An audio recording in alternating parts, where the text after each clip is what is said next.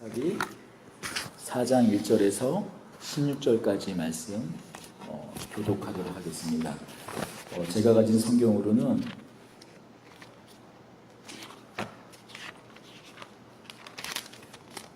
(366면쯤) 있습니다. 사사기 4장 1절부터 16절까지 번갈아 가며 읽도록 하겠습니다. 에훗이 죽으니 이스라엘 자손이 또 여호와의 목전에 악을 행하매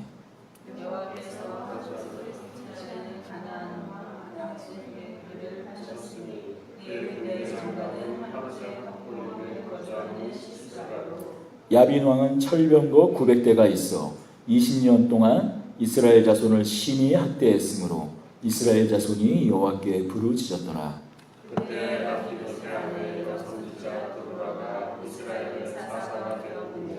그는 에브라임 산지 라마와 베델 사이 드보라의 종려나무 아래에 거주하였고 이스라엘 자손은 그에게 나와 재판을 받았더라.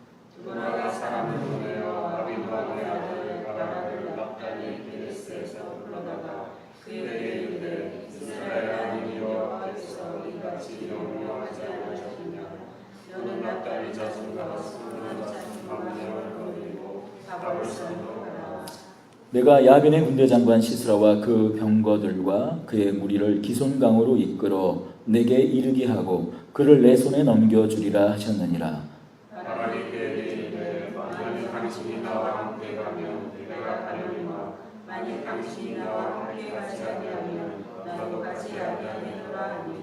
이르되 내가 반드시 너와 함께 가리라. 그러나 내가 이번에 가는 길에서는 영광을 얻지 못하리니 이는 여호와께서 시스라를 여인의 손에 파실 것임이니라 하고 드보라가 일어나 바락과 함께 게데스로 가니라.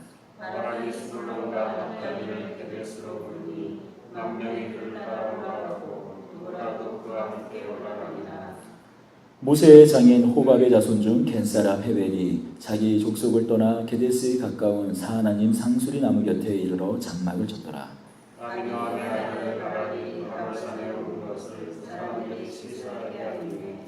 시스라가 모든 병거 곧 철병거 900대와 자기와 함께 있는 모든 백성을 하르셋 학고임에서부터 기손강으로 모은지라.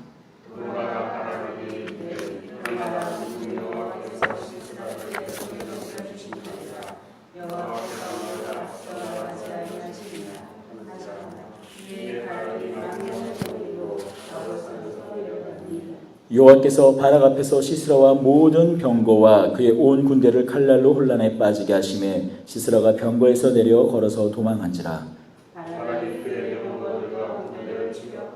하루셋 학고임에 이르니 시스라의 온 군대가 칼에 엎드려졌고 한 사람도 남은 자가 없었더라.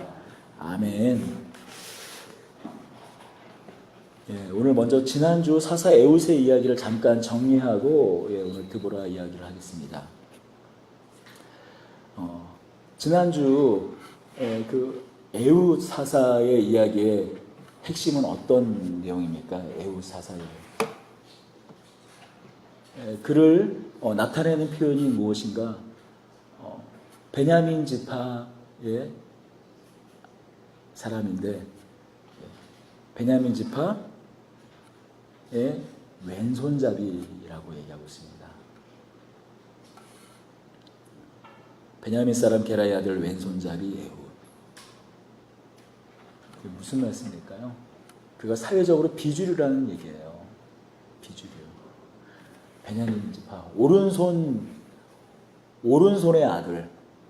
오른손이라는 것은 그 힘, 권능, 강력을 의미하는 것인데 그 오른손의 그 아들이라는 이름의 지파의 왼손잡이라는 얘기는 그가 예를 들어서 품 같은 것이 와서 그 오른손을 못 쓰게 돼서 왼손잡이라는 말은 아니었을 것 같아요. 그걸 왼손잡이라는 거죠.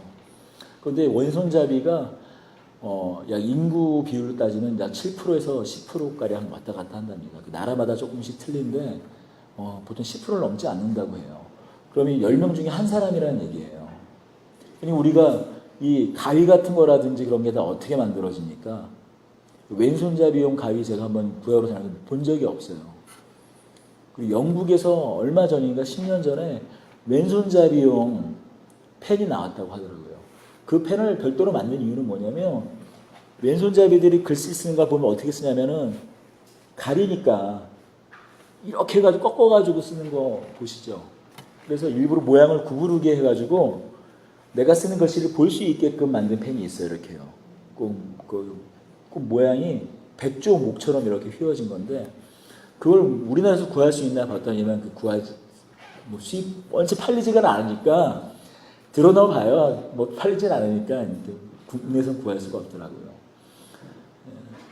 특별히 뭐 왼손잡이가 뭐 능력이 모자라거나 힘이 없거나 뭐 머리 뭐 문제가 있거나 하는 것이 아니라 단지 소수이기 때문에 그 모든 것이 오른손잡이의 어떤 그런 생각대로 느낌대로 움직인다는 것이죠. 저희 큰 누나만 하더라도 제가 큰 누나가 왼손잡이인 줄 몰랐어요.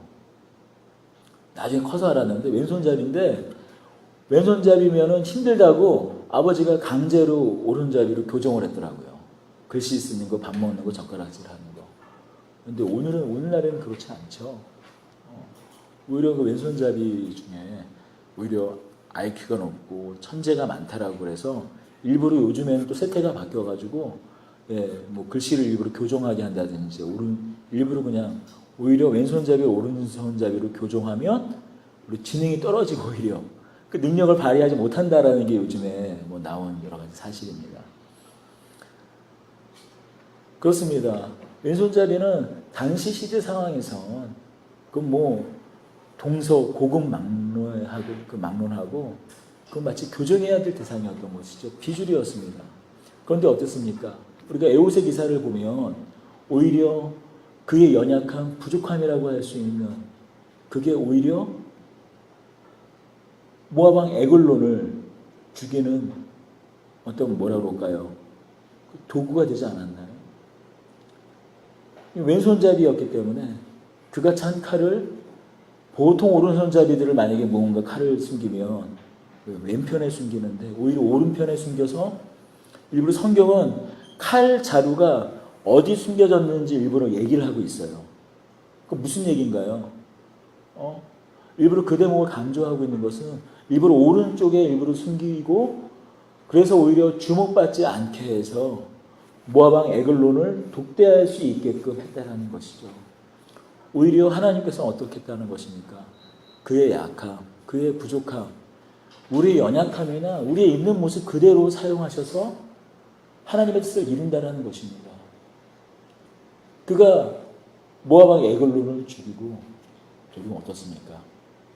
온 이스라엘 지파가 그 에웃을 중심으로 해서 연합해서 그 모압 연합군을 쳐 부술 수가 있었습니다. 그래서 80년 동안 평안이 그 땅에 이룰 수 있었죠. 에웃이라는 이름은 말씀드렸듯이 연합이라는 뜻입니다. 연합. 분열된 이스라엘. 그런데 그 왼손잡이 어떻게 보면 비주류인 우리의 기대, 우리의 생각 같아서는 오히려 주류인 힘있고 권능이 있는 사람을 중심으로 해서 연합되어야 될 텐데 오히려 비주류일 수 있는 그 에웃을 중심으로 해서 그 이름처럼 이스라엘을 연합시켜서 모압 연합군, 모압 암몬, 그 아말렉 연합군을 격파할 수 있었다는 것이죠. 그렇다면 여러분 사회에서 이게 또 비주류를 하면 주류가 아닌 사람들이 또 있다면 어떤 사람들이 있을까요? 인구 구성으로는 절반이나 차지합니다.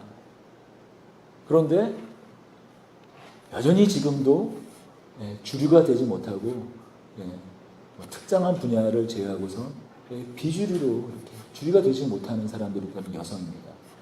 그렇지 않나요? 여러분 아십니까?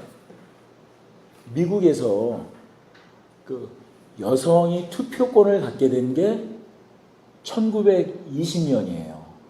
1920년. 근데 놀라운 사실은 미국에서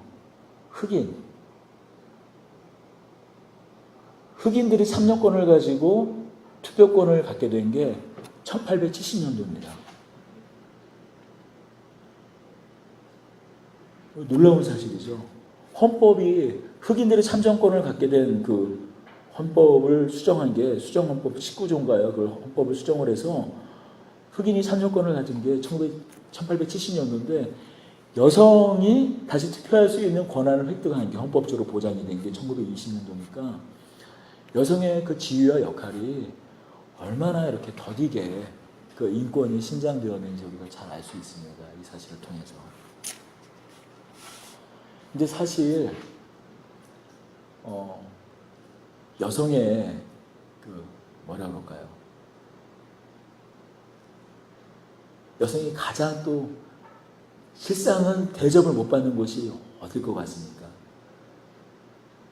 가슴이 아프지만 교회예요, 교회. 교회입니다. 전도하죠. 예, 식사 당번하죠. 뭐 큰 교회 같은 경우에는 또 조짜 가지고 예, 청소도 하죠. 그리고 또 목사님 신방 간다 그러면은 또 신방에 또 따라 나서죠. 온갖 굳은 일은 여성 성도들이 다 하지만, 근데 실상 중요한 어떤 교회의 결정을 내릴 때는 여성들은 배제가 되지 않습니까? 뭐 여러 근거가 되는 그 구절들이 있습니다. 예. 제가 그 근거로 얘기하는 건 아니고요. 예, 그 근거로 여러 목사님들, 여러 또 학자들이 주장하죠. 예를 들면 이런 구절입니다. 대표적인 구절이 고린도전서 11장이죠.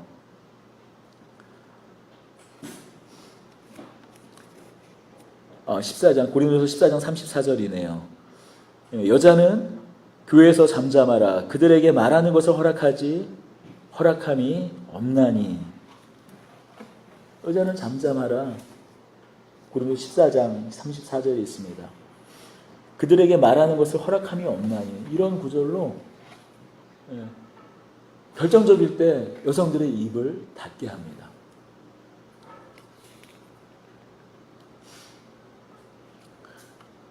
그런데 우리가 생각해 볼 것은 이런 말씀이 고린도 교회 한 지교회의 그 상황과 특별한 문화 가운데에서 해당하는 말씀인지, 아니면 오고 오는 그 모든 교회가 지켜야 될 말씀인지, 이것은 언제나 여전히 오늘날까지도 쟁점이라는 것이죠.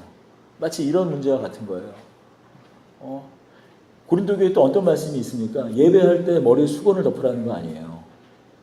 근데 카톨릭은 그 말씀을 문자 그대로 지금까지도 그 당시 교회에서만, 고린도 교회란 특수한 환경에서만 해야 될 일이 아니라 오고 오는 모든 교회에서 해야 된다고 카톨릭은 생각하고 어떻게 해요? 여전히 그 미사 드릴 때 머리에 이렇게 하얀 천을 덮잖아요. 근데 개신교회는 어떻습니까? 당시의 문화다. 그래서 개신교 같은 경우에는 지금 예배 드릴 때 머리에 이렇게 뭘 이렇게 쓰거나 하지 않잖아요. 근데 여러분, 마찬가지로 여전히 이런 때로는 명확하지 않은 이것이, 이 말씀이 그 상황 속에서 주어진 것인지, 아니면 문화와 상황을 거슬러서 계속 오고 오는 교회에서 모두 지켜야 되는 말씀인지, 때로는 불분명하고 의견이 가를 때가 있는 거죠.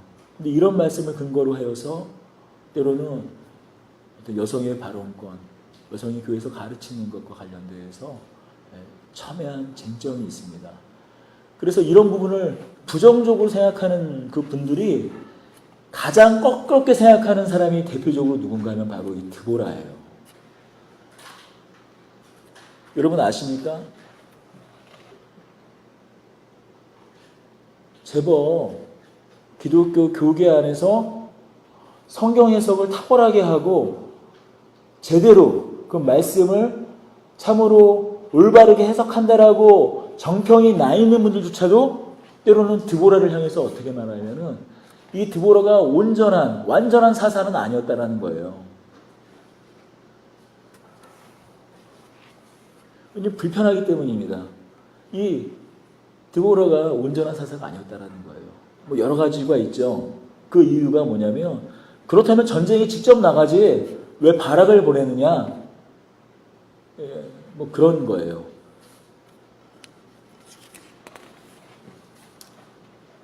그러나 이 사사 드보라는 그 이름과 같이 정말 말하고 명령하고 부지런히 일하는 자였습니다. 이 드보라라는 이 이름은 벌이라는 그 단어예요. 그러니까 드보라 그 이름은 벌이라는 뜻입니다. 벌. 그런데 아십니까? 이 드보라가 이 말이라는 다바르라는 말과 어원을 같이 하는 단어예요. 그러니까 말이라는 단어에서 벌이 파생했어요. 히브리어 특징이 뭐냐면 자음을 그대로 두고 모음을 바꿔서 그 뜻이 바뀝니다. 그러면은 드보라, 디귿, 미음, 리을, 오, 아, 다바르. 그러니까 이런 식으로 그 모음을 바꿔서 뜻이 바뀌게 하거든요. 그러니까 아마도 왜 말이라는, 그래서 뭐 하나님의 말씀하면은 다바르라는 단어를 사용하거든요. 하나님께서 뭐 말씀을 맡기셨다 그러면 다바르라는 단어를 사용합니다. 왜 그 다바르라는 단어에서 벌이 나왔을까 생각해 보니까 벌이 그 쉼없이 계속 앵앵거리잖아요.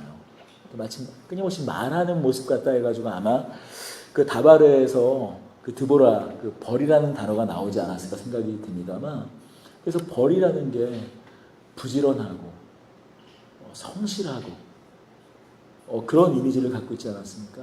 마찬가지로 드보라는 하나님의 말씀을 맡은 자로서 성실하게 그 일을 수행했던 사람입니다.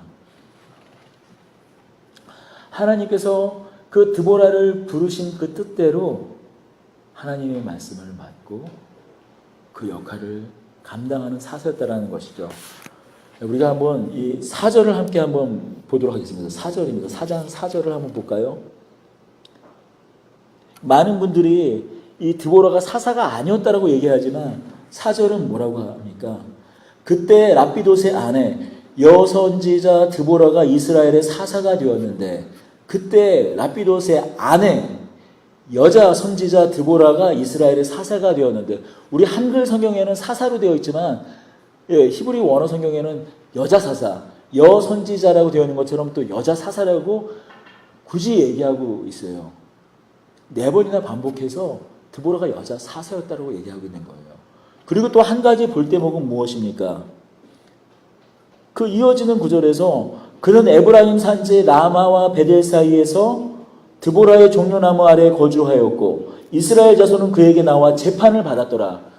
여러분, 사사라는 그 단어가 샤파트, 심판하다, 재판하다, 선고하다라는 뜻을 갖고 있어요. 그러니까 사사의 기본적인 임무가 뭐냐면 위기 상황에, 전쟁 상황에서는 전쟁을 수행하는 군대 장관으로서의 역할을 하지만 평상시에는 재판을 하는 재판장 역할을 하는 것이 사사의 기본적인 역할이에요. 그런데 놀랍게도 사사의 역할이 재판관임에도 불구하고, 여러분 앞으로 이 사사기를 다루겠지만 재판을 하는 장면이 등장하는 것은 드보라가 유일해요. 물론 그렇다고 예를 들어서 뭐 그 이전에 에훗이나 아니면 그에 앞서 운니엘이나 또 앞으로 우리가 다음 주에 다루길 기드온이나 뭐 입다, 삼손이 재판을 하지 않았으리라고 생각되지 않아요. 근데 분명한 거는 일부러 하나님께서는 성경 기자를 통해서 어떻게 해요?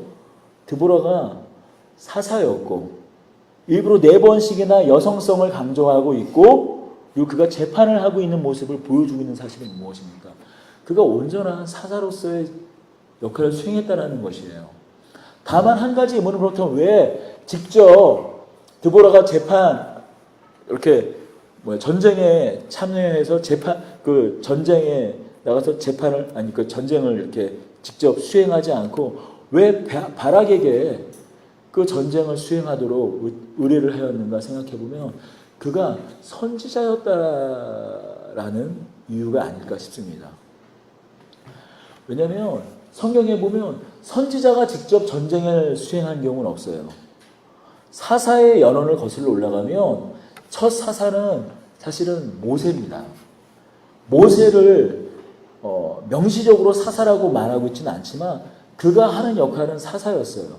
왜냐하면 모세는 왕은 아니었습니다. 하지만 모든 이스라엘 지파를 통솔하고 다스리는 역할을 했습니다. 하지만 모세가 제사장 역할을 했지만 사실 그의 형 아론에게 물론 지성소에 나아갈 수 있었지만 하나님께서 모세는 제사장이 아닌 선지자로 불렀죠. 그래서 모세가 직접 전쟁을 했나요? 아니잖아요. 여호수아를 군대 장관으로 삼아서 보면은 홍해를 건너서 얼마 안 있어 그 아멜렉과의 전투에서 모세가 직접 전투에 나가서 전쟁을 수행한 것이 아니라 여호수아를 통해서 전쟁을 수행하지 않았나요? 여러분 그렇다면 마지막 사사는 누굴까요? 마지막 사사 사무엘이죠. 사무엘이 마지막 사사입니다. 그런데 그는 누구였습니까? 또 어떤 사람이었습니까? 선지자였습니다. 물론 사무엘도 명시적으로 그가 사사였다라고 표현은 안 되어 있지만 그의 두 아들이 어떻게 보면은 유일하게 사사 중에 세습한 사람이 있는데 사무엘의 아들이 사무엘이 너무 뛰어나다 보니까 사무엘의 아들이면 사사의 역할을 잘 감당할 수 있을 것 같아서 사무엘의 두 아들에게 사사의 역할을 맡겼는데 어떻게 합니까? 그가 사사의 본원의 역할 그 재판을 굳게 했다고 얘기하고 있어요. 예를 들면 뇌물을 주면은 판결을 이상하게 했다라는 것이죠. 그래서 사사 자리를 내놓고 결국 누가 왕이 됩니까? 사사 제도가 폐지가 되고 사울이 왕이 되지 않습니까? 그런데 사무엘이 블레셋과 여러 가지 전투에 이렇게 있을 때 사무엘이 직접 전쟁을 수행하지 않잖아요. 이와 같이 비록 디보라는 사사였지만 그가 선지자였기 때문에 직접 하나님의 말씀 맡은 자가 그의 손에 피를 묻히게 할 수는 없었기 때문에 전쟁을 그가 직접 수행하지 않고 바락이 전쟁을 수행했다는 것이죠.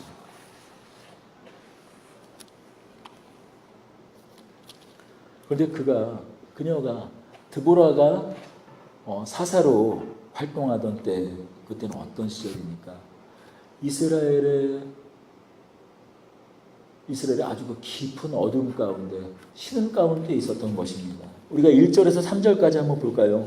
에웃이 죽으니 이스라엘 자손이 또 여호와의 목전에 악을 행하매 이스라엘 자손이 또 여호와의 악을 행하매 사사기의 또입니다.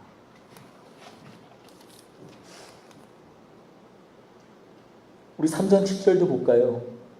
이스라엘 자손이 여호와의 목전에 악을 행하여 그 이후에 에웃 이야기부터 12절입니다. 이스라엘 자손이 또 여호와의 목전에 악을 행하여 4장 1절입니다. 에웃이 죽으니 이스라엘 자손이 또 여호와의 목전에 악을 행하며 기드온의 기사입니다.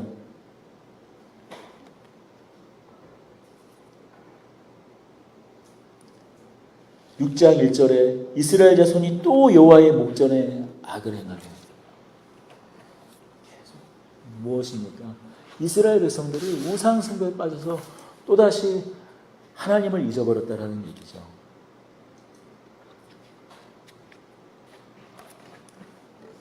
그때 하나님께서 어떻게 하십니까? 철병거 900대가 있는 가나안 왕 야빈에게 이스라엘 백성들을 파셨다라고 말합니다. 철병거. 철병거는 어떤 걸까요? 만약 오늘날 따지면 탱크와 같은 거예요. 탱크요. 우리 뭐 배너 같은 거 보면은 뭐 마차 한 마리나 말 두 마리가 그 아주 튼튼한 그 나무로 만들어서 그 철로 이렇게 갑옷을 두르고 바퀴에도 그 철로 두른 거 그럼 마차 바퀴 있잖아요. 그리고 어떻게 되나요? 막 그 아무리 이렇게 군대들이 진열을 갖추고 있더라도 철병거가 여러 번 한두 번 그냥 지나면은 그 대열이 다 흐트러져 가지고 그냥 괴멸시키고 말지 않습니까? 이때 이스라엘 백성들이 사용했던 것은 무엇이냐?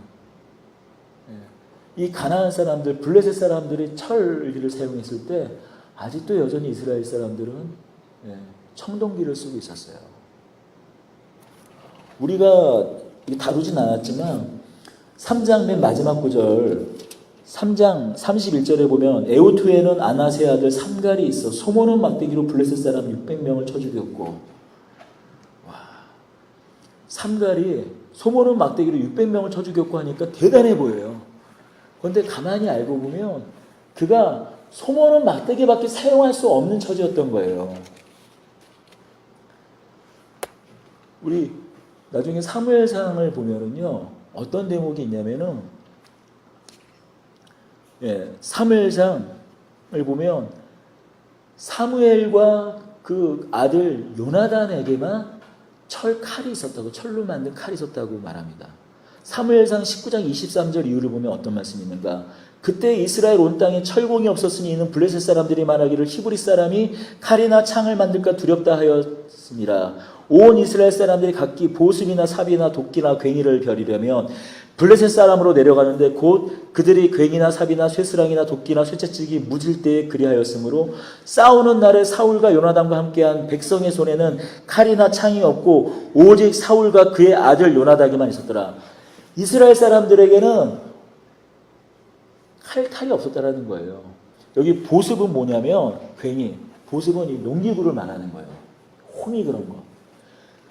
유일하게 칼이나 창이 있는 사람이 누구냐? 사울 왕과 요나단에게만 있었다라는 거예요. 왜 그들은 이 철기가 없었다라는 걸까요?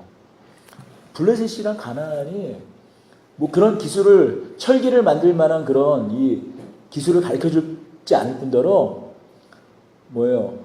뭐 제법 근사한 어떻게 뭐 이렇게 하다못해 그 청동으로 만든 칼이라든지 뭐라도 있으며 그것을 전부 다 빼앗아 갔다는 거예요.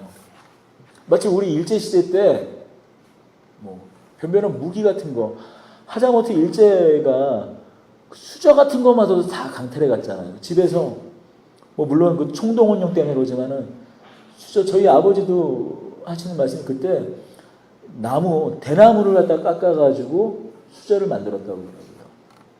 마치 그런 상황인 것이죠. 여러분 아시지만 나중에 삼손이 나귀 턱뼈로 블레셋 사람 1000명을 쳐 죽였습니다. 아니, 칼이 있었으면 10,000명을 죽였겠죠.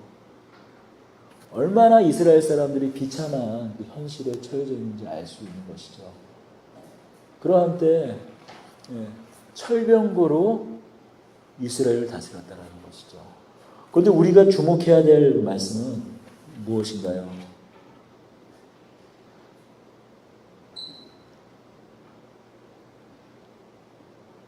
3절입니다. 야빈 왕은 철병거 900대가 있어 20년 동안 이스라엘 자손을 심하게 학대하였으므로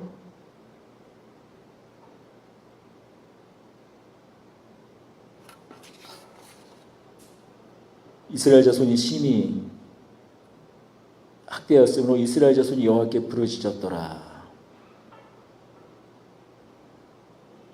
그 앞서 2절이네요. 여호와께서 하솔에서 통치하는 가나안 왕 야빈에서 왜 그들의 파셨으니. 가나안 왕 야빈에게 이스라엘 백성을 파셨다라고 말씀합니다. 여러분, 파셨다라는 말이 무엇일까요? 성경에서 그렇다면 구원하셨다라는 말은 뭐라고 말씀하나요? 속량이라는 단어를 쓰잖아요. 속량. 값을 지불해서 사셨다.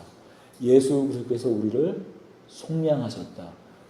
또 구속이란 말도 구원하여 속량하다. 속량하다.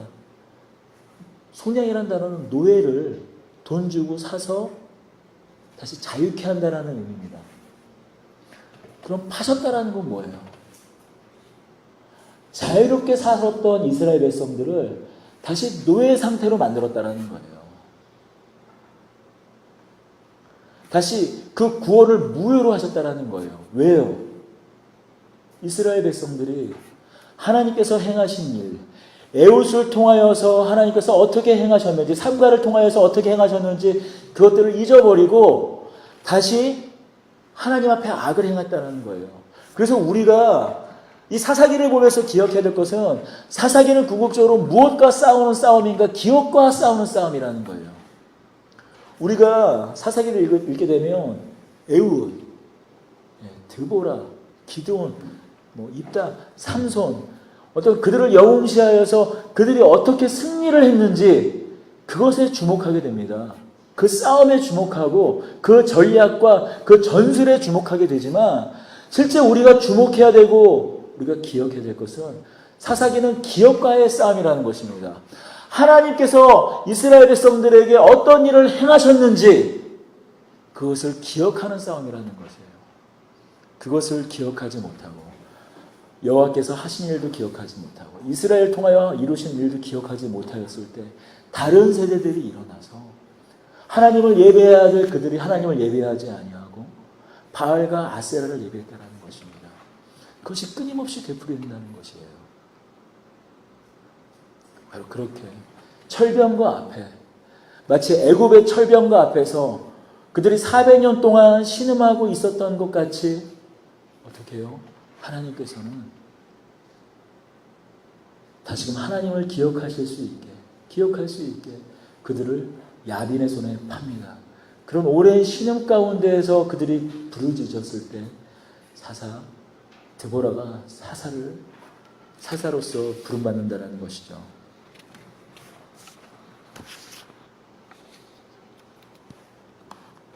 그런데 그때 그 이스라엘의 신음소리를 듣고 하나님께서 드보라를 세우셔서 또 드보라를 통하여서 바락을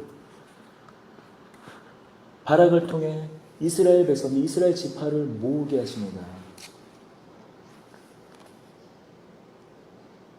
6절을 보십시오. 드보라가 사람을 보내어 아비노함의 아들 바락을 납달리 게데스에 보내어 불러다가 그에게 이르되 이스라엘 하나님 여호와께서 이같이 명령하지 아니하셨느냐? 너는 납달리 자손과 스불론 자손 10,000명을 거느리고 다베올선으로 가라. 하나님께서 드보라를 통하여서 사람을 보내서 누구를요? 바락을, 납달리 지파에 속한 바락을 통해서 납달리 자손과 스불론 자손 10,000명을 불러서 다볼로 가라라고 명령하고 있어요. 그런데 이 납달리 지파의 바락이 지금 이 드보라의 명령, 하나님의 명령에 순종하는 모습일까요? 순종하지 않는 모습일까요? 순종하지 않는다라는 것입니다. 계속 거부하고 있는 거예요. 우리가 그것을 알 수 있는 대목은 무엇입니까? 그에게 이르되 하나님 여호와께서 이같이 명령하지 아니하셨느냐? 너는 납달리 자손과 스불론 자손 10,000명을 거느리고 다볼산으로 가라라고 말하고 있습니다. 여러분, 이 대목을 보면 납달리 자손 그리고 스불론 자손 10,000명을 데리고 아마도 바락은 납달리와 스불론은 이 갈릴리 호수 그 인근에 있는 이스라엘 북부 지방에 정착한 지파입니다. 아마도 그곳에 영향력을 가지고 있는 사람이었던 것이 분명해요. 그를 통해서 납달리 지파와 스불론 자손 10,000명을 동원하라는 것이죠. 그래서 다볼산으로 가라는 거예요. 근데 이게 한 차례가 아니라 여러 차례 보냈던 것을 알 수가 있는 것이 무엇이냐? 여호와께서 이같이 명령하지 아니하셨느냐라고 말하고 있어요. 근데 왜 안 가라는 거예요? 한 차례, 두 차례, 여러 차례. 근데 하나님께서 명령하시는데 왜 너는 가지 않느냐라고 다그쳤을 때야 비로소 가긴 가는데 뭐라고 바락이 말합니까? 당신이 나와 함께 가면 가겠지만 함께 가지 않으면 가지 않겠다라는 거예요.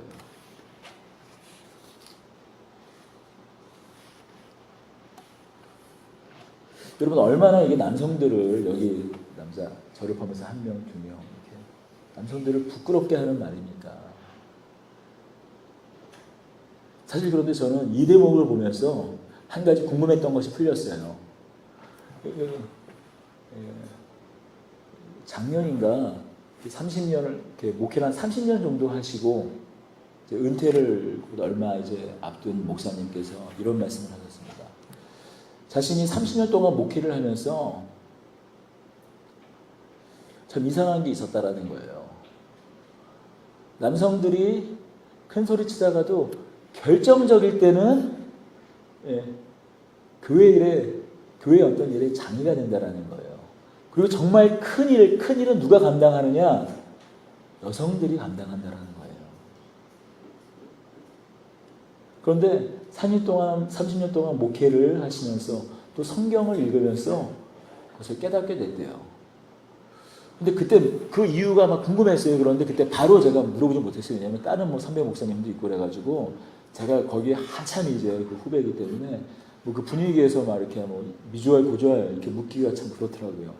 그런데 제가 이 말씀을 보면서 오늘 뭐 한동안 잊고 있다가 오늘 이 말씀, 이 본문의 말씀을 보면서 제가 불현듯 깨닫게 됐습니다.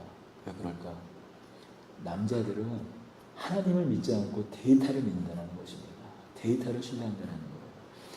남성들은 근본적으로 보이지 않는 것보다 보이는 것, 데이터, 경험으로 드러나는 사실, 경험을 통하여 반복적으로 나타나 미루어 여전히 내가 동일하게 하면 나타날 수 있는 결과, 예상치를 믿는다는 거예요. 그러니까 우리가 이성적, 합리적 판단을 한다는 것입니다. 물론 그것이 나쁘다는 것은 아닙니다. 그러나 바락을 보십시오. 바락이 끝내 이 여호와의 명령을 거부하는 이유는 무엇입니까? 하나님께서 말씀하시는 거예요. 하나님께서 너와 함께 하신다. 바락으로 가라. 아니 다볼산으로 가라라고 말하는 거예요. 그런데 지금 이 바락은 이스라엘 지파, 납달리 지파, 스불론 지파의 10,000명을 동원할 수 있는 그 정도의 영향력을 가지고 있는 사람이면서도 불구하고 왜 무엇을 두려워하고 있는 것입니까? 철병거를 두려워하고 있어요. 두려워할 수 있는 충분한 이유가 있죠. 우리가 사사기 1장에서 보면 그 유다 지파가 그 전쟁에 있어서 그 능력이 있는 그 유다 지파가 산지에 있는 모든 거민마저도 다 철옹성을 쌓고 방어하고 있는 산지에 있는 거주민도 다 내쫓았지만 골짜기에 있는 철병거를 갖고 있는 거주민은 못 쫓았잖아요. 하물며 그들조차도 못 쫓는데 우리가 철병거, 그것도 철병거 900승을 갖고 있는 야빈을 어떻게 상대합니까? 자명한 사실이죠. 그들이 갖고 있는 무기래봐야 뭐 곡괭이 뭐 있겠어요. 뭐 변변한 무기가 있겠습니까? 그런데 우리가 어떻게 철병거를 감당하느냐는 거예요.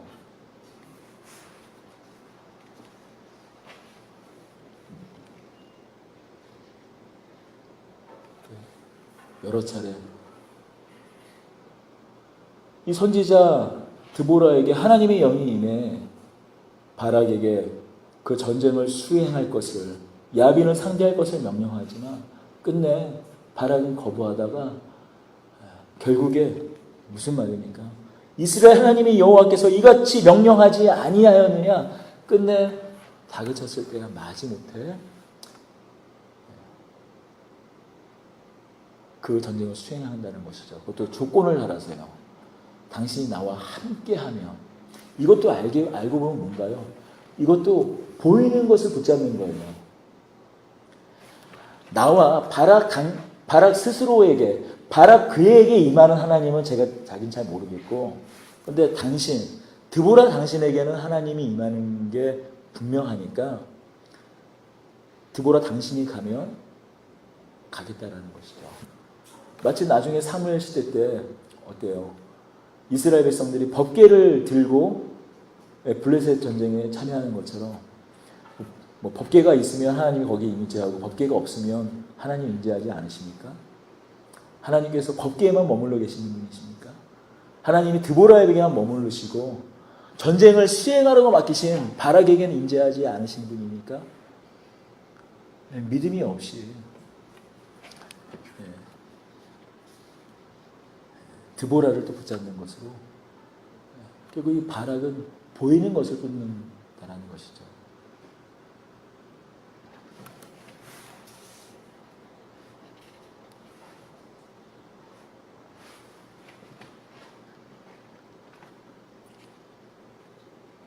그래서 드보라는 말합니다. 너가 이번 전쟁을 통하여서는 영광을 얻지 못할 것이다. 시스라를 그 야빈의 군대 장관 그 시스라를 여인의 손에 넘길 거라고 말씀합니다. 그런데 느닷없이 등장하는 사람이 있어요. 누구냐? 11절과 12절을 보겠습니다. 모세의 장인 호밥의 자손 게스세랑 헤벨이 자기 족속을 떠나 게데스에 가까운 시아나님 상수리 나무 곁에 이르러 장막을 쳤더라. 아비노함의 아들 바락이 다볼산에 오른 것을 사람들이 시스라에게 알리매. 여러분, 갑자기 헤벨이라는 사람이 등장하는데 헤벨이라는 사람이 누구냐? 모세의 장인 호밥의 자손. 호밥은 모세의 장인 이름이 누구죠? 이드로 아닙니까? 이드로의 또 다른 이름입니다.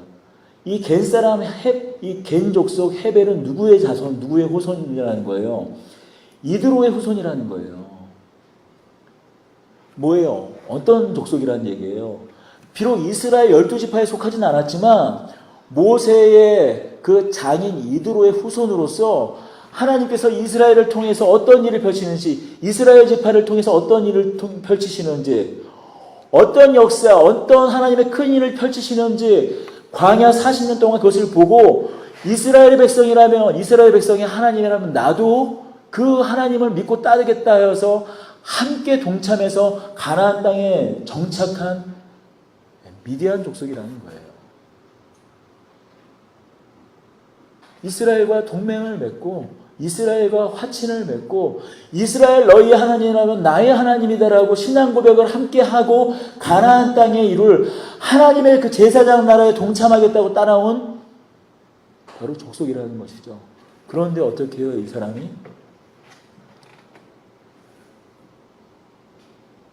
바락이 다볼산에 진치고 있다는 것을 누구에 알립니까? 시스라에게 알립니다.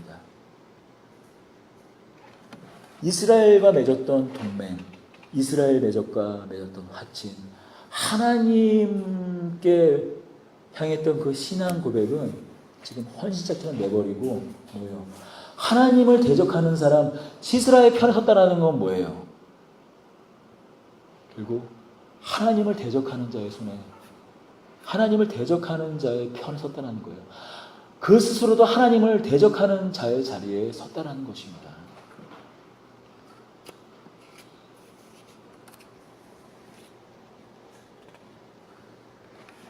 여러분,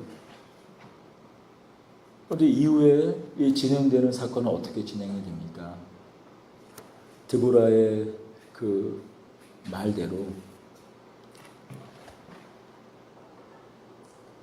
13절은 드보라가 바락에게 이르되 일어나라. 이는 여호와께서 시스라를 내 손에 넘겨주신 날이라. 여호와께서 너의 앞서 나가지 아니하시느냐 하는지라. 이같이 바락이 만명을 거느리고 다벨산에서 내려가니. 한번 또 이어지는 이 구절. 드보라가 바락에 이르되 일어나라. 이는 여호와께서 시스라를 내 손에 넘겨주신 날이라. 여호와께서 너의 앞서 나가지 아니하시느냐 하는지라. 사실 이 구절은 이래야 자연스러운 구절이죠. 드보라가 바락에게 이르되 일어나라. 이는 여호와께서 시스라를 내 손에 넘겨주신 날이라. 바로 이에 바락이 만명을 거느리고 다벨손으로 내려가니라. 이래야 되지 않지 않나요? 너 손에 넘겨줬다. 이 말씀을 듣고 즉시 바락이 내려갔다라고 해야 되는데 그 앞에 마치 우리 6절에서 하나님 여호와께서 이같이 명령하지 아니하셨느냐 하는 것과 같이 여호와께서 너의 앞서 나가지 아니하시느냐라고 묻고 있어요. 없어도 되는 구절이에요. 뭐예요?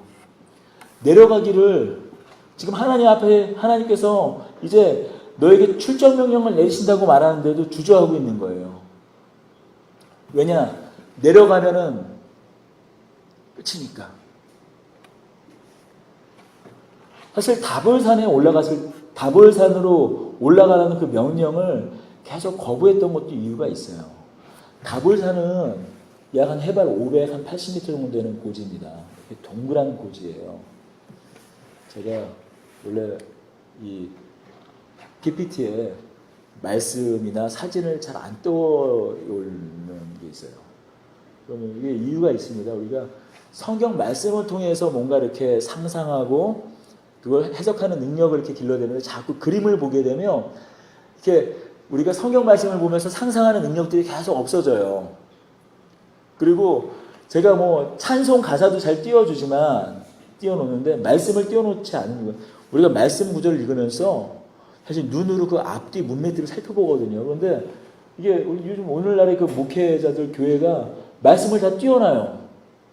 그러니까 성경책도 안 갖고 오고 성경책 갖고 올 찬송도 띄워놔, 말씀도 띄워놔.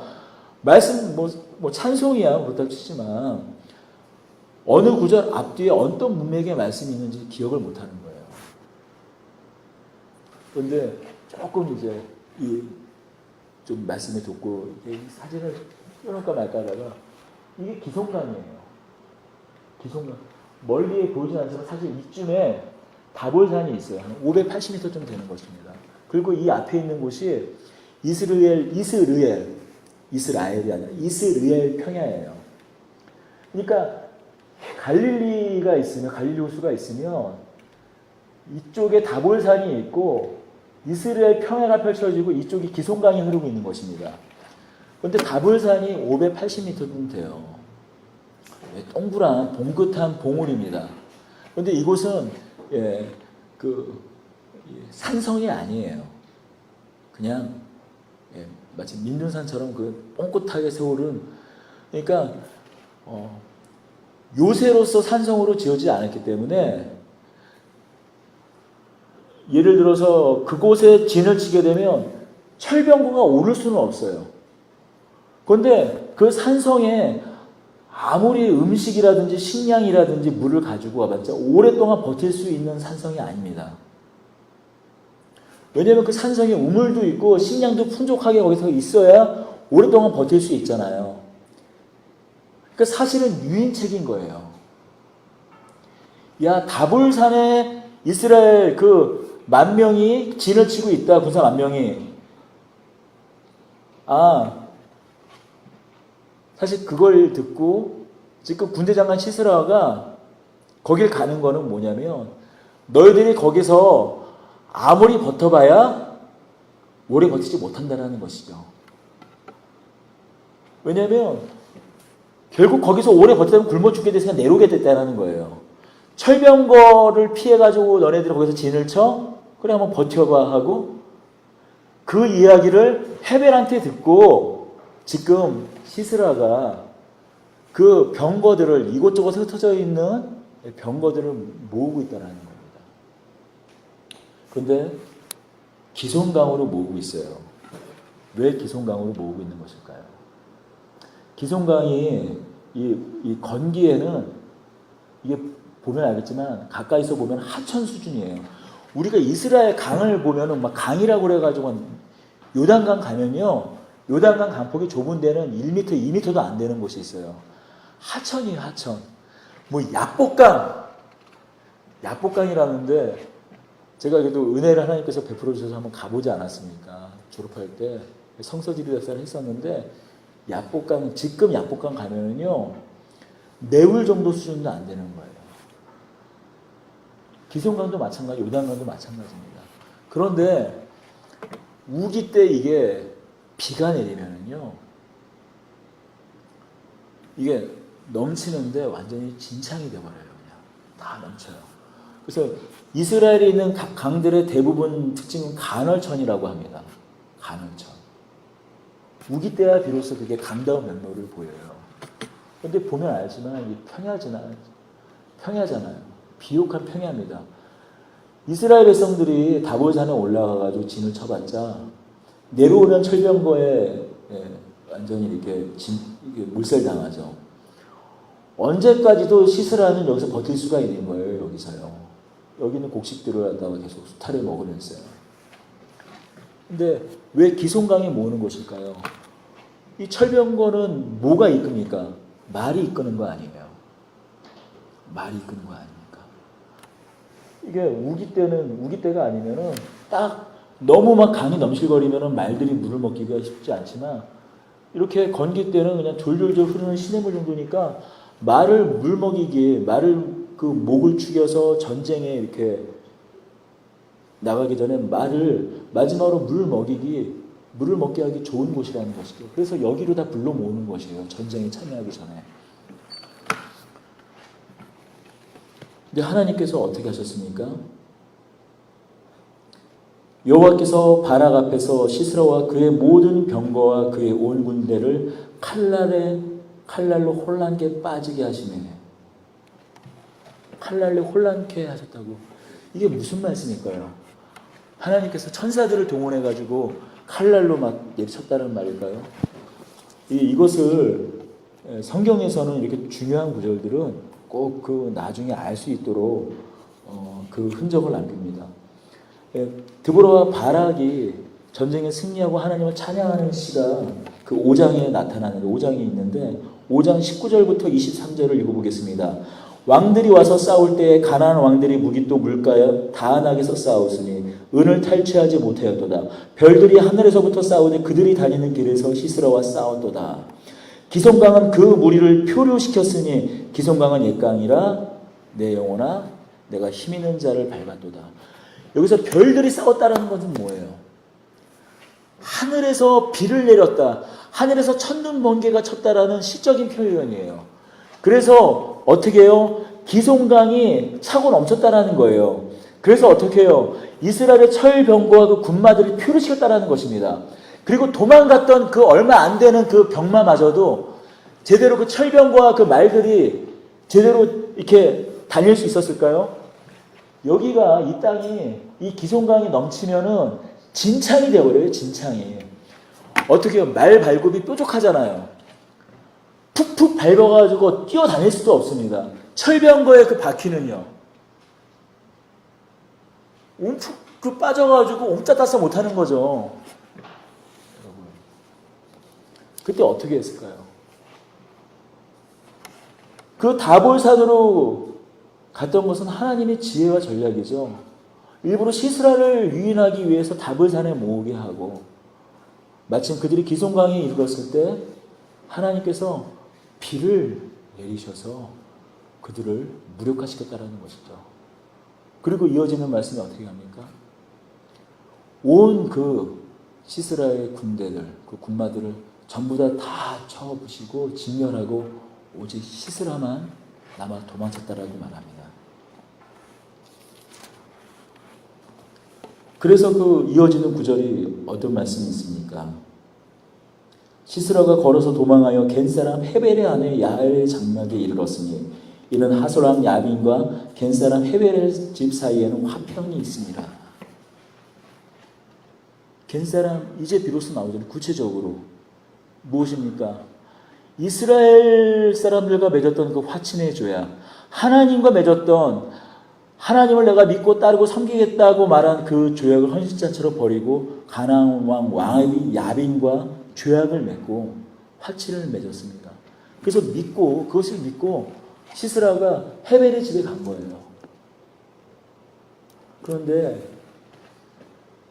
물론 이 사실을 바락과 이스라엘 그 군인들이 알았겠죠. 그러니까 이어지는 구절을 보면 헤벨의 장막, 당시에는 남성의 장막과 여성의 장막을 따로 두고 있었어요. 또 일부 또 아직 그 닫혀잖아요. 부인이 열어두는 경우에 또 장막이 따로 있지 않습니까? 그리고 일부 닫혀가 아니라고 할지라도 남성들이 거주하는 공간과 여성들이 거주하는 공간을 따로 뒀어요. 보면 창세기도 보면은 뭐예요? 그 리브가의 장막에 누가요? 이삭이 들어갔다라고 말하지 않습니까? 별도 여성들이 거하는 장막을 따로 뒀었어요. 그런데 왜 시스라가 왜 헤벨의 아내 야벨의 장막에 찾아갔을까요? 당연히 헤벨과 야빈이 맺은 언약, 그 조약을 알고 있기 때문에 화친을 맺은 알고 있기 때문에 이스라엘 그 군대가 누구를 찾아왔겠습니까? 가까이 게데스에 있는 그 다볼산 가까이 있는 게데스에 있는 헤벨의 장막을 찾을 건 뻔할 것 아닙니까? 그러니 야엘의 그 장막에 찾아서 그에 숨어 들어가면 당시에 그 남자가 여성의 처소에 들어가는 건 금지된 일입니다. 그러니 야엘, 헤벨의 아내 야일의 장막에 찾아갔고 그 야일은 어떻게 합니까? 내 주여 하며 야빈을 아니 이 시스라를 맞아들이고 이후에 나타난 구절은 물을 달라 목마르니까 얼마나 피곤하겠어요. 혼비백산하여서 그 진창 푹푹 빠지는 그 진흙탕을 뛰고 걸어서 그 장막까지 이르렀으니 몹시 지쳤겠죠. 물을 달라. 아마도 시원한 물을 좀 달라라는 거겠죠. 목마르니. 그런데 감사하게도 무엇을 줍니까? 젖부대에서 우유를 줍니다. 여기 우유라는 단어를 보면은 엉긴 젖이라는 그냥 우유도 아니고 덮여지고 그 젖부대에서 발효가 돼서 치즈가 될까 말까 버터가 될까 말까 하는 그런 상태의 우유예요. 그걸 먹으니까 피곤한 데다가 먹으니까 어때요? 졸릴 거 아니에요. 잠이 듭니다. 그때 어떻게 해요? 이 헤벨의 아내 이 아일이 장막을 고정시키는 그 말뚝을 들고 이 시스라의 관자놀이에 대고 그 말뚝을 박는 방망이로 관자놀이를 꿰뚫어서 이 시스라를 죽입니다. 그래서 또 마찬가지로 이 드보라를 못마땅하게 여기는 그런 분들이 이 야엘도 못마땅해 여겨요. 이 야엘이 이 당시 중동지방 이스라엘 문화, 중동지방에 있었던 그 환대 문화를 거슬렀다라는 거예요. 더군다나 비열하게 짝이 없다라는 거예요. 당시에 이 중동의 문화는 자신의 장막에 온 사람들을 끝까지 보호하는 거. 예를 들어 뭐 소돔과 고모라에 왔던 그 새 천사를 그 룻이 보호하려고 했던 것처럼. 그리고 더군다나 못마땅하니까 성경 해석도 막 곡해를 하기 시작해요. 나에게 들어오소서 하니 장막에 들어간지라를 성적인 어떤 그런 메타포로 이해를 하는 거예요. 그런데 생각해 보십시오. 피곤해져 있고 쫓기는 상황에서 시스라가 야엘과 그런 일을 저지를 상황입니까? 또 화친을 맺은 그 헤벨의 아내인데. 그런데 이런 단어들을 그래서 성적으로 뭔가 그 야엘을 계속 깎아내리려고 야엘을 부정적으로 이렇게 그런 말을 하는 거예요. 그런데 이 야엘은 어떤 여인입니까? 지금 무엇을 성경은 보여주고 싶은 거예요? 이 야엘은 한 집안을 구원한 여인으로 보여주는 거예요. 모세의 장인 이드로, 오늘 본문에서는 호밥의 자손 겐족소 그 헤벨, 그 조상은 하나님을 사모하고 하나님의 역사를 보고 하나님께서 가나안 땅을 통하여서 이룰 그 큰 일을 사모하여서 이스라엘과 함께 그들과 함께 화친을 맺고 조약을 맺어서 그 땅에 정착했는데 지금 어떻게 해요? 바락이 눈에 보이는 현상과 그 실상을 보고 하나님의 명령을 수행하기를 주저하였던 것처럼 뭐예요? 그 철병거를 보고 갈수록 강성해지는 그 가나안을 보고 가나안과 화친을 맺었습니다. 만약에 야엘이 만약에 죽이지 않고 그 장막에 숨겨져서 그다음에 어떤 일이 일어났을까요? 바락이 왔을 때 결국 끝내 그 장막들을 다 수색을 해서 만약에 야엘의 장막에서 시스라가 발견이 되면 어떻게 됐을까요? 이 겐 족속은 함께 진멸당하는 것입니다. 비록 여인이지만 그의 남편이 그저 눈앞에 보이는 현실 때문에 하나님을 두려워하지 않고 하나님을 대적하는 자리에 섰을 때 어떻게 해요? 그는 하나님께서 하시는 일을 보고 하나님 편에 섰다는 것이죠. 그래서 그 장막의 말뚝을 뽑아 시스라의 관자놀이를 꿰뚫었다는 것입니다.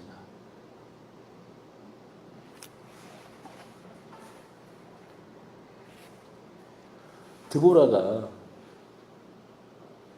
바락의 그 주저함에도 불구하고 끝내 바락을 설득하고 권면하여서 그 바락을 통하여서 이스라엘을 구원하였다면 어떻게 해요? 야엘은 한 집안, 진멸당할 수밖에 없는 처지에 놓인 한 집안을 구원하였다는 것이죠.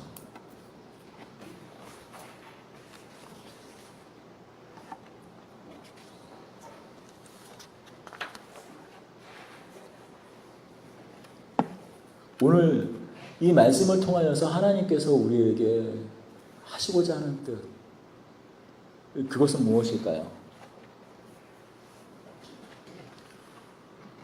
물론 우리가 주목할 것은 한 여성을 남성들도 남자들도 하지 못했던 것, 그것을 여성들을 통하여서 구원해내는 하나님, 물론 그것을 우리가 당연히 하나님께서 보여주시는 걸 통해서 얼마나 이스라엘 백성들이 무력한 상황에 빠졌는지 보여주는 것일 것입니다. 그런데 다만 그뿐일까요?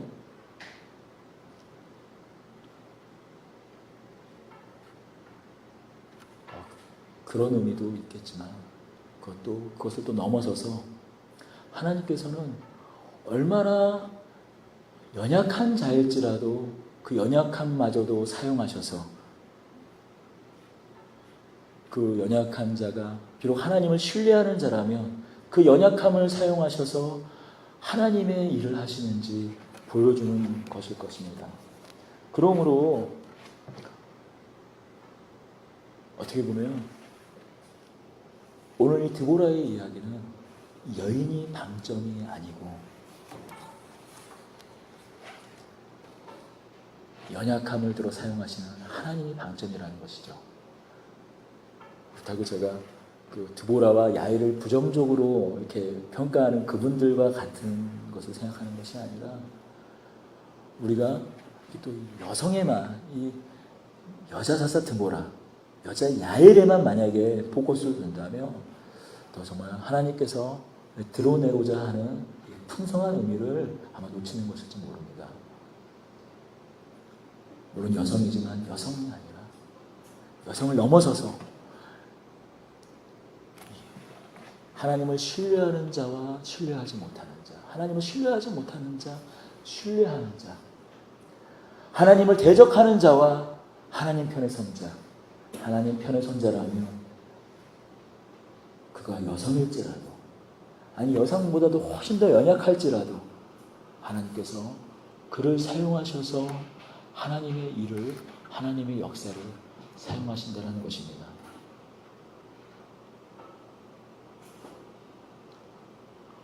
그런데도 참으로 안타까운 건 뭐냐면 성경이 역사를 통해서 계속 드러내는 것, 나타내는 것은 뭐냐면 결정적일 때 남자들은 다 도망간다는 거예요. 예수님, 제가 끝까지 예수님을 지키겠습니다. 칼을 빼들고 말고의 귀를 잘랐던 그 베드로가 결국에 3번이나 예수님을 부인하고 마지막엔 저주까지 하면서 도망가지 않습니까? 마지막 끝까지 예수님을 지켰던 그 제자들의 무리는 여자였다는 것이죠. 딱 한 사람 요한을 제외하는 거. 이런 걸 나타내고 찾으려면 성경에 한두 끝도 없죠. 그래서 이 박영선 목사님이 이게 너무 안타까웠나 봐요. 이 설교가 사실 이게 힘들어요. 이 설교를 하다 보면 그 남성이 한없이 그 주눅이 들잖아요. 그래서 찾은 구절이 히브리서 11장 34절인가를 우리가 있는 것으로 결론을 좀 내리도록 하겠습니다. 남성들에게 희망이 되는 구절이죠.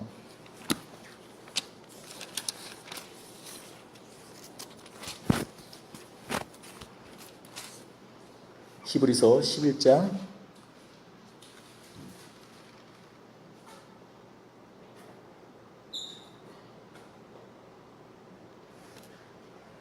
32절이네요. 32절 같이 읽을까요? 히브리서 11장 32절입니다. 신약성경 366페이지입니다. 내가 무슨 말을 더하리요? 기드온, 바락, 삼손, 입다, 다윗 및 사무엘의 선지자들의 일을 말하려면 내가 시간이 부족하리로다. 내가 무슨 말을 더하리요? 기드온, 바락, 삼손, 입다, 다윗. 이 히브리서 11장은 믿음장 아닙니까? 믿음에 대해서 설명한 다음에 그다음 믿음을 보였던 믿음의 조상, 믿음의 선배들이 어떤 사람이었는지 쭉 이야기를 하다가 야벨도 나오고 여러 사람, 모세도 나오고 아브라함도 나오고 여러 사람이 나오죠. 그러다가 누구를 얘기합니까? 내가 무슨 말을 더하겠냐? 기드온, 바락, 삼손. 만약에 성경대로 써야 된다면 기드온, 드보라, 삼손 이렇게 해야 되는데 박영선 목사님은 이렇게 표현을 합니다. 하나님께서 이 남자들을 너무 안타깝게 생각하셔서 성경 기자, 히브리서 기자의 손이 뭐예요? 기드온, 드보라를 쓰려고 할 때 그 손을 강제로 꺾으셔서 바락을 쓰게 하셨다라고. 근데 정말 또 납득과 이해가 되는 대목이기도 합니다. 그 정도로 사사기 시대는 얼마나 무력해졌는지. 나타나는 단어를 보십시오. 말뚝을 들어 방망이로 관자놀이를 꿰뚫었다. 이게 뭐 제가 여성성, 남성성을 막 이렇게 구분하고 그러려고 하는 게 아니라 여성에게 어울리는 일은 아니잖아요. 장막에서. 그런데 그 여인을 성경은 어떻게 또 찬송합니까? 이 바락의 시편에 보면 이 바락과 드보라 바락의 시편에 보면 장막에 거하는 여인 중 가장 복받은 여인이라고 이 5장에 있는 드보라 바락의 시를 이야기하고 있어요. 하나님께서 그 연약함을 들어서 강하게 사용하신다는 것이죠. 그러나 그 박영선 목사님의 모르겠어요. 애끓는 심정을 담아 저도 함께 바라기는 오늘의 이 말씀을 우리가 바라보며 정말 여성은 지혜롭게, 우리 여성은 지혜롭게 드보라가 비록 그 바락이 현실 앞에서 무력하였지만 끝까지 그를 설득하여서 하나님의 일을 이루신 것처럼, 또한 야엘이 그 남편이 하나님에 대적하였을 때 그녀라도 하나님 편에 서므로 그 집안을 구원하였던 것처럼 구원하는 하나님의 일을 이루는 그러한 여성들이 되길 원합니다. 그것과 더불어 우리 남성들은 이 사사시대의 남성들과 같지 않고 대장부처럼 일어나서 눈에 보이는 그런 철병거보다 정말 아무리 무서운 암담한 현실일지라도 하나님을 믿고 신뢰함으로 하나님 편에 서는 남성들이 되기를 축원합니다. 정말 하나님을 믿고 하나님 편에 서는 정말 우리 모두가 되기를 축복합니다.